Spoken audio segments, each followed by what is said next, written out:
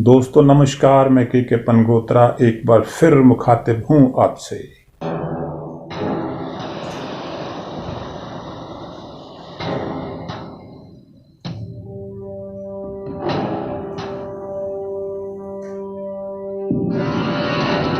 और news concept में आज का मुद्दा व्हाट्सएप यूनिवर्सिटी ने हमारे समाज का बहुत बड़ा नुकसान किया है। ये गौतम बुद्ध नगर के पुलिस कमिश्नर आलोक सिंह हैं, जो हिंदू मुस्लिम धर्मगुरुओं के सामने ये मान रहे हैं कि व्हाट्सएप पर चल रही झूठी धार्मिक बातें पुलिस के लिए बड़ी सिरदर्दी साबित हो रही हैं। पिछले कई सालों से व्हाट्सएप के माध्यम से बहुत नफरत फैलाई जा रही है और इसी के चलते व्हाट्सएप यूनिवर्सिटी की परिकल्पना का ख्याल, मुझे तो पक्के तौर पर यह मालूम नहीं कि इस परिकल्पना का जनक कौन है, लेकिन हमारे देश के जाने माने पत्रकार और साल 2019 में रमन मैगसेसे पुरस्कार से सम्मानित रवीश कुमार साहब अक्सर व्हाट्सएप यूनिवर्सिटी टर्म का जिक्र अपने प्राइम टाइम शो में करते हैं। दूसरे धर्म से डरना, नफरत करना सिखाते सिखाते ये संगठन इतिहास भी पढ़ना सिखाते हैं। यही इनकी क्वालिटी है। ये इतिहास के सबसे बड़े जानकार होते हैं। व्हाट्सएप यूनिवर्सिटी के तहत कैसे आपको मूर्ख बनाया जा रहा है। तो चलिए पहले व्हाट्सएप यूनिवर्सिटी की एक लेक्चर की बानगी देखते हैं। मुझे जो व्हाट्सएप पर पोस्ट आई है, ये यकीनी तौर पे मुझे तो व्हाट्सएप यूनिवर्सिटी की कहानी लगती है। तो चलिए देखते हैं। कहानी इस प्रकार है। जब इतिहास की टीचर ने मुझसे नहीं पूछा, कहानी में लिखा गया है, पूछा कि अकबर का बाप कौन था, तो मैंने उन्हें बताया कि उसका बाप अमरकोट का राजपूत राजा वीरसाल था। क्योंकि शेरशाह से हारने के बाद 1539 में हुमायूं अपनी बेगम को अमरकोट के राजा के पास छोड़ गया था। 1545 तक काबुल में भटकता रहा।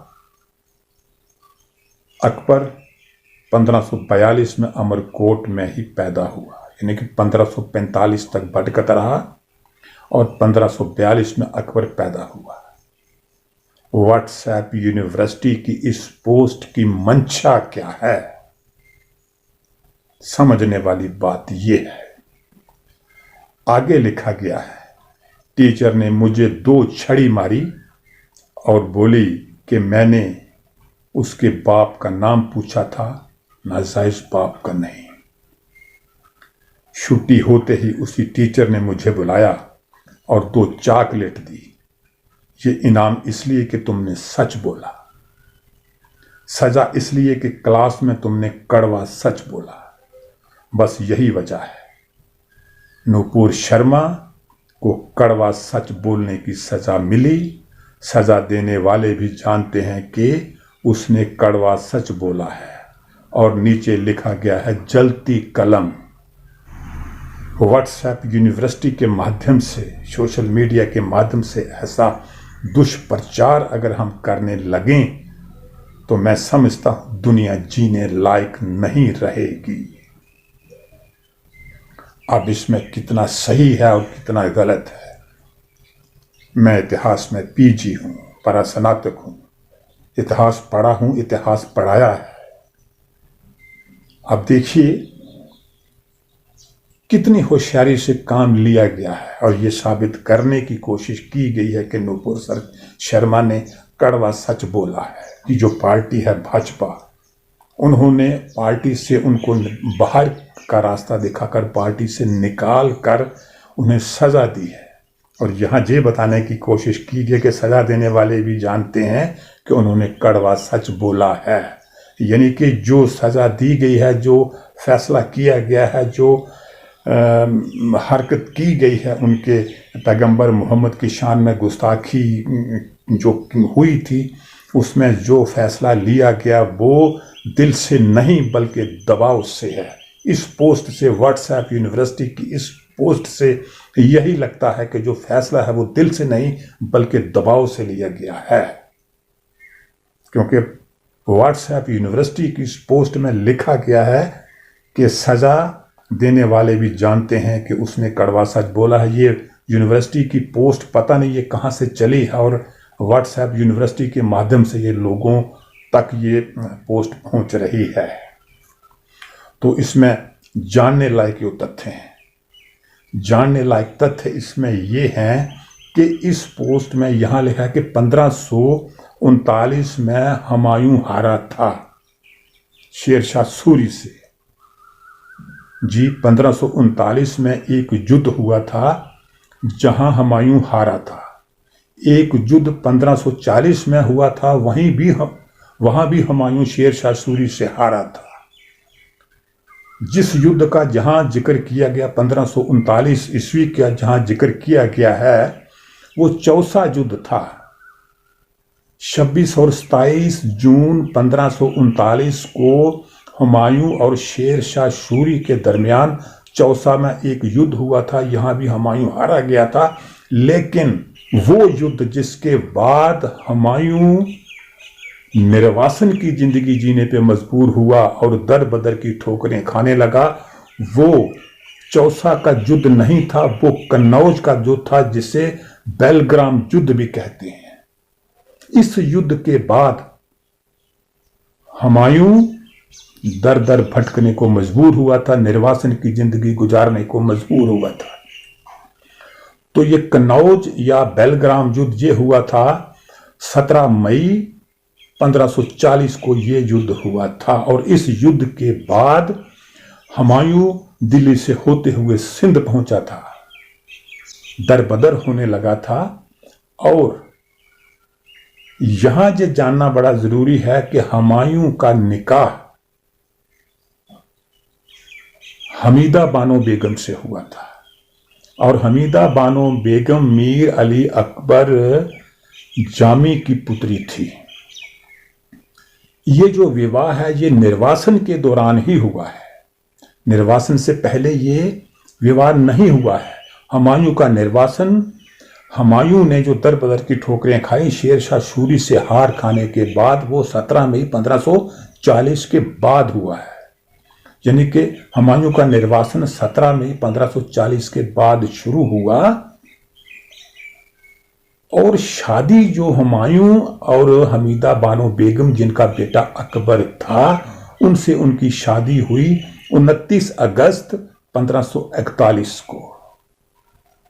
यानी कि 17 मई 1540 के बाद से लेकर 29 अगस्त 1541 तक हुमायूं निर्वासन में था। 1541 में ये शादी हुई थी, निर्वासन के दौरान शादी हुई थी और निर्वासन के दौरान हमीदा बानो बेगम हुमायूं के साथ रही थी। जब शेरशाह सूरी से युद्ध हुआ था हुमायूं का, उस समय हुमायूं को कई जगहों पर पलायन करना पड़ा था, अपने साम्राज्य को छोड़कर दूसरी जगहों पर भी जाना पड़ा था। उस समय भी कई बार उसके साथ ही हमीदा बेगम को भी पलायन करना पड़ा था और साम्राज्य जो था वह लोटे की तरह इधर से उधर होता रहा था। मैं मानता हूं कि जब वो गर्भवती हुई होगी तो उन्होंने उसे गर्भवती पत्नी को सुरक्षा के लिहाज से अमरकोट के राजपूत राजा वीर साल के यहाँ सुरक्षा के लिए छोड़ दिया होगा। लेकिन व्हाट्सएप यूनिवर्सिटी ने किस दृष्टि से इतिहास को देखा, किस नजर से इतिहास को देखा? व्हाट्सएप यूनिवर्सिटी ने नफरत की नजर से इतिहास को देखा। तो उस तरह से देखा जाए तो युद्ध के लगभग 15.5 महीने बाद जो है वो हुमायूं का और हमीदा बानो बेगम का निकाह हुआ और लगभग 13 महीने से ज़्यादा बाद अकबर पैदा हुआ था। तो इस घटना से साफ जाहिर होता है कि जब उनकी शादी हुई तो वो निर्वासन में थे। शादी 41 में होती है, 29 अगस्त 48 को निर्वासन लगभग शुरू होता है 17 मई 1940 के बाद, कन्नौज युद्ध के बाद, बेलग्राम युद्ध के बाद। और यहां दिखाया गया है 1539 का युद्ध, वो चौसा युद्ध था। हुमायूं का निर्वासन कन्नौज यानी बेलग्राम युद्ध के बाद हुआ है। तो इस तरह से ऐतिहासिक चीजों को तोड़ना, मरोड़ना और उन्हें नफरती एंगल से पेश करना, ये व्हाट्सएप यूनिवर्सिटी का काम है। अगर हमारे देश में इस प्रकार का सच बोला जाने लगा, मैं पहले भी कह चुका हूं, तो दुनिया जीने लायक नहीं रहेगी। और मैं इससे पहले भी कई बार कहता हूं कि इस नफरत से दुनिया जीने लायक नहीं रह रही है।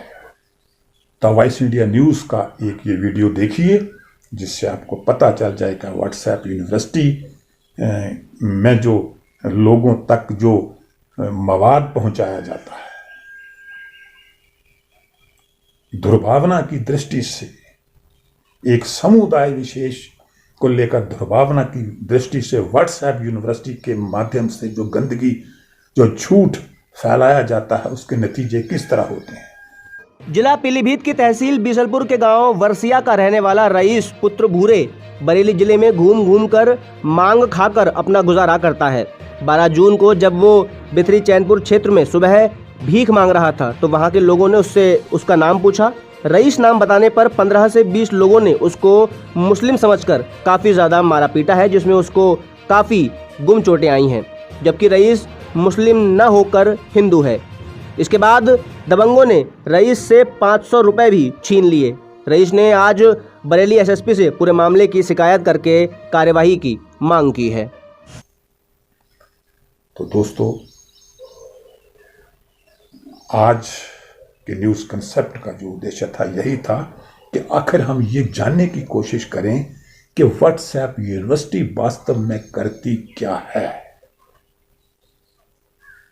किस तरह का काम व्हाट्सएप यूनिवर्सिटी करती है। तो मेरी यही गुजारिश है कि व्हाट्सएप यूनिवर्सिटी के ऐसे जो सबक आपको दिए जाते हैं, रोज रोज फैलाए जाते हैं आपके मोबाइल के जरिए, इन पर आप आंखें मूंद कर विश्वास ना करें। ये मैसेज इसीलिए फैलाए जाते हैं कि जनता का, उनकी जो समस्याएं हैं उनके प्रति जनता का ध्यान हट जाए। आप देख रहे हैं देश में क्या हो रहा है, कैसा माहौल देश का है। अगर ऐसे सच तो कई है, इतिहास में कई ऐसे प्रसंग हैं जिनको बोला जाए तो आग लग जाती है। मैं भी ऐसे कई प्रसंग जानता हूं, हमारे ग्रंथों में भी ऐसे कई प्रसंग हैं जिन्हें किसी और एंगल से देखा जाता है, देखा जा सकता है। तो उस दृष्टि से देखने से दो दृष्टि है, एक पॉजिटिव दृष्टि है, एक नेगेटिव दृष्टि है। कई चीजें ऐसी होती हैं जिनको पब्लिक डोमेन में नहीं लाया जाता। कई ऐसे सच्चे झूठे प्रसंग होते हैं जिन्हें पब्लिक डोमेन में नहीं लाया जा सकता और ना ही लाया जाना चाहिए, क्योंकि नफरत फैलती है। लेकिन व्हाट्सएप यूनिवर्सिटी वही काम कर रही है, नफरत फैलाने का, और नफरत के नतीजे आप देख रहे हैं। तो आज के लिए इतना ही, अगली बार किसी और मुद्दे पर चर्चा होगी। नमस्कार।